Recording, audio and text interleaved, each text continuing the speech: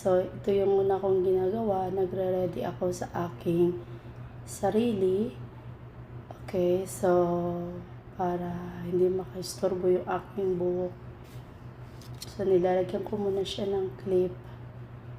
Okay, so, ayan. So, make sure na everything is ready para komportable.